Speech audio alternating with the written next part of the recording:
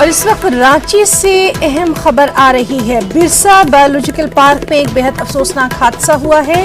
शेर के बाड़े में एक नौजवान जा गिरा और नौजवान की मौत हो गई है।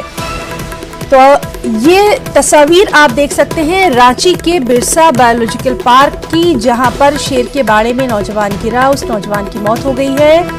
और जाहिर सी बात है कि इससे बायोलॉजिकल पार्क की सिक्योरिटी पर सवाल उठ खड़े हुए हैं।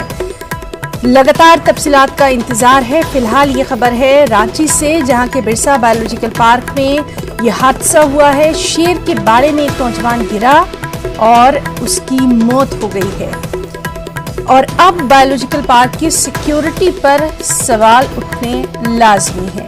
लगातार हम तफसीलात का इंतजार कर रहे हैं कि आखिर ये नौजवान कौन था, क्या उम्र थी और इसकी मौत जो है वो गिरने से हुई है या फिर वहाँ पर कोई जानवर मौजूद था। लेकिन फिलहाल की ये इत्तला है कि बिरसा बायोलॉजिकल पार्क में यह हादसा हुआ। शेर के बाड़े में एक नौजवान गिरा, उसकी मौत हो गई और अब बायोलॉजिकल पार्क की सिक्योरिटी पर ये सवाल उठ रहे हैं।